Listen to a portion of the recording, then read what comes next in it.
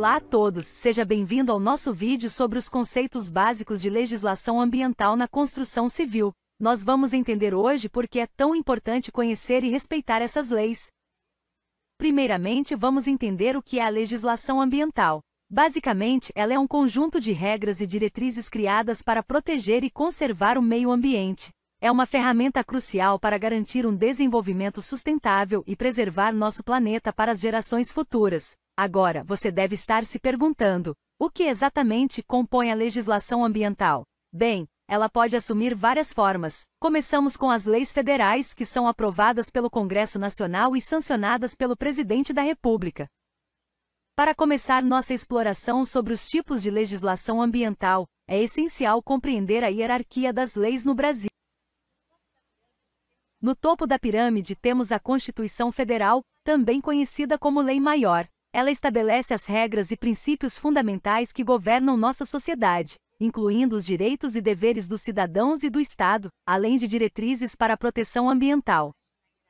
Logo abaixo na hierarquia encontramos as emendas constitucionais que modificam partes da Constituição. É importante ressaltar que as emendas não podem alterar os princípios fundamentais estabelecidos pela Constituição. Seguindo na pirâmide temos as leis complementares e as leis ordinárias. As leis complementares têm a finalidade de complementar, explicar, adicionar algo à Constituição, e precisam de aprovação por maioria absoluta no Congresso Nacional. As leis ordinárias, que incluem muitas das leis ambientais, tratam de matérias diversas e são aprovadas por maioria simples. Os decretos e regulamentos, emitidos pelo Poder Executivo, vêm em seguida. Eles servem para regulamentar as leis, fornecendo diretrizes para a aplicação dessas leis na prática. E por último, temos as normas técnicas, que são regras detalhadas e específicas, frequentemente elaboradas por entidades de normatização como a ABNT. Lembre-se, cada nível dessa hierarquia deve respeitar e não contradizer os níveis acima. Portanto, as leis ordinárias, decretos e normas técnicas devem estar em conformidade com a Constituição Federal.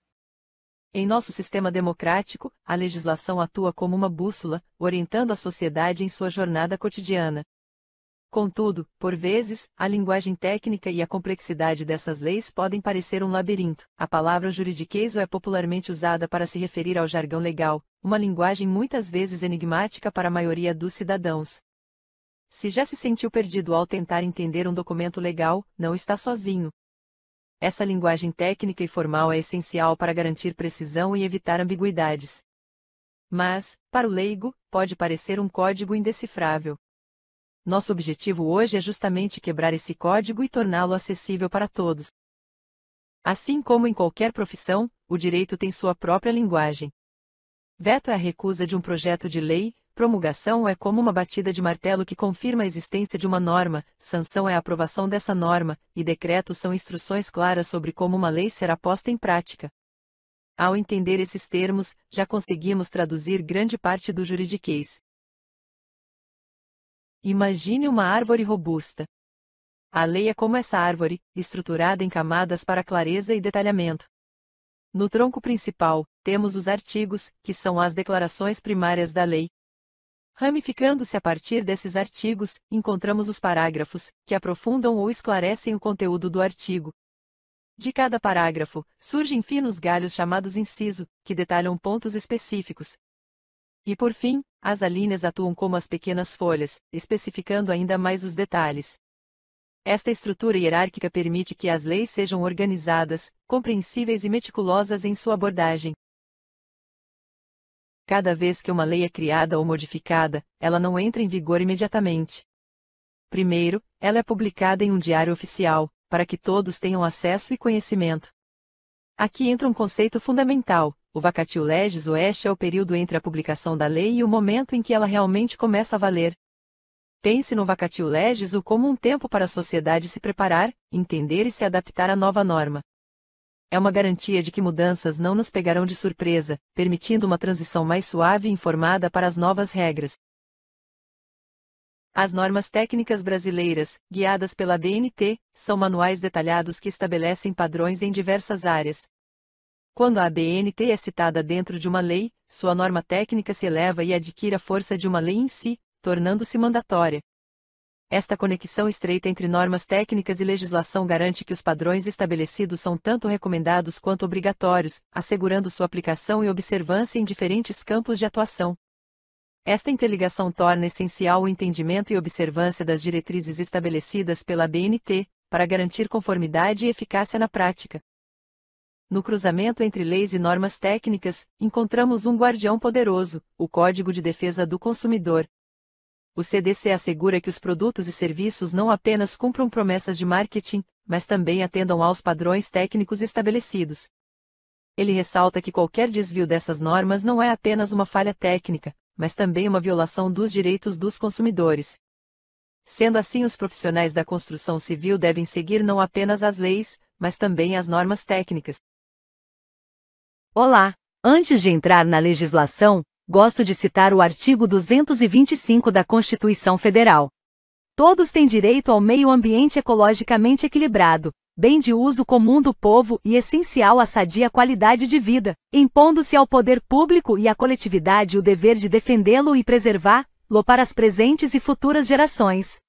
O artigo 225 é uma importante base legal para a proteção do meio ambiente no Brasil, estabelecendo a responsabilidade do Estado e da sociedade na preservação e defesa do meio ambiente. A Política Nacional do Meio Ambiente estabelece os princípios e diretrizes para a proteção do meio ambiente no país e prevê a criação do Sistema Nacional do Meio Ambiente. A Política Nacional do Meio Ambiente é um conjunto de princípios, diretrizes e instrumentos para a proteção do meio ambiente no Brasil. Ela foi criada pela Lei nº 6.938, 1981.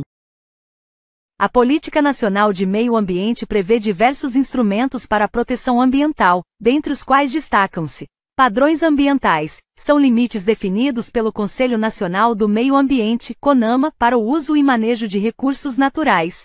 Zoneamento ambiental, instrumento que busca a organização territorial e a gestão ambiental eficiente.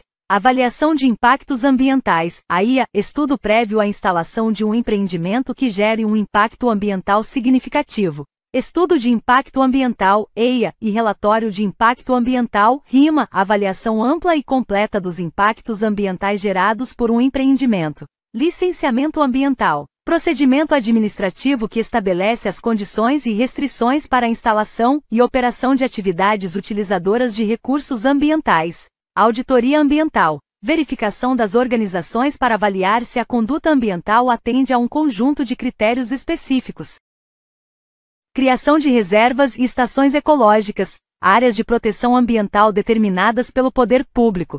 Penalidades ao não cumprimento das condutas necessárias à preservação ou correção da degradação ambiental. Sanções penais e administrativas derivadas de condutas lesivas ao meio ambiente. Cadastro Técnico Federal, cadastro de atividades potencialmente poluidoras ou que utilizam recursos naturais. Esses instrumentos são essenciais para garantir a gestão e proteção ambiental no Brasil e a promoção do desenvolvimento sustentável.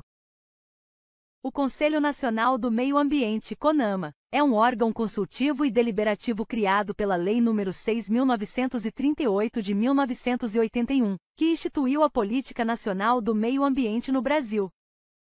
O CONAMA é responsável por estabelecer normas e critérios para a proteção e conservação do meio ambiente, bem como por orientar a implementação das políticas e programas governamentais voltados para o meio ambiente.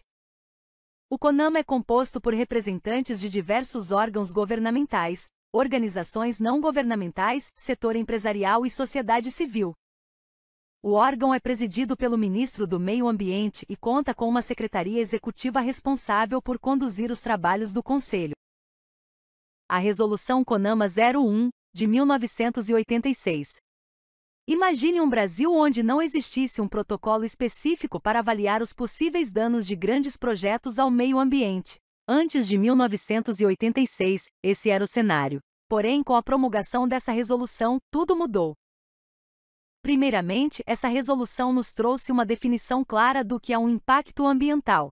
De forma sucinta, é qualquer alteração, seja física, química ou biológica, no meio ambiente resultante de ações humanas. E não para por aí. A resolução instituiu o que conhecemos hoje como licenciamento ambiental. Um processo que, em etapas, verifica se determinado projeto ou empreendimento está apto do ponto de vista ambiental para ser executado. São 3 as licenças principais: prévia, de instalação e de operação. E o que guia essa verificação? São os documentos EIA e RIMA, o estudo de impacto ambiental, que é elaborado por especialistas, e o relatório de impacto ambiental, que traduz esse estudo de maneira mais acessível para a sociedade. A propósito, a sociedade tem papel ativo nesse processo. Quando necessário, audiências públicas são realizadas para que o público possa entender, questionar e opinar sobre os possíveis impactos do projeto. A Resolução CONAMA 237 de 1987 é uma norma importante do Conselho Nacional do Meio Ambiente, CONAMA, que estabelece critérios e procedimentos para o licenciamento ambiental no Brasil. A norma é aplicável a empreendimentos e atividades que possam causar impactos ao meio ambiente, tais como a instalação de indústrias, construção de estradas, mineração, entre outras. A Resolução CONAMA 237 de 1900 define as atividades sujeitas ao licenciamento ambiental, que devem ser avaliadas pelos órgãos ambientais competentes antes de sua instalação, ampliação ou operação. Além disso, a norma estabelece as etapas do licenciamento ambiental, que são: licença prévia, LP, etapa em que são avaliadas a localização e a concepção do empreendimento ou atividade. Nesta etapa, são definidos os requisitos básicos a serem atendidos nas fases seguintes. Licença de instalação, LI, etapa em que são avaliados os projetos executivos e o planejamento da obra. Nesta etapa, são definidos os requisitos para a construção do empreendimento ou atividade. Licença de operação, LO, etapa em que é autorizada a operação do empreendimento ou atividade. Nesta etapa, é verificado se as medidas de controle ambiental estabelecidas nas fases anteriores foram implementadas e se estão sendo efetivas. A Resolução CONAMA 237 de 1900 também estabelece critérios para a dispensa e a simplificação do licenciamento ambiental, para os casos em que o empreendimento ou atividade não apresenta potencial poluidor ou degradador significativo. Além disso, a norma estabelece procedimentos para a renovação e a revisão das licenças ambientais. Outro aspecto importante da Resolução CONAMA 237 de 1900 é que ela estabelece diretrizes para a participação da sociedade civil no processo de licenciamento ambiental, garantindo que as comunidades afetadas possam se manifestar e contribuir para a avaliação do empreendimento ou atividade. Dispõe sobre a classificação dos corpos de água e diretrizes ambientais para o seu enquadramento, bem como estabelece as condições e padrões de lançamento de efluentes, e dá outras providências. Alterada pelas Resoluções CONAMA 393 de 2007, a 397 de 2008, a 410 de 2009 e a 430 de 2011.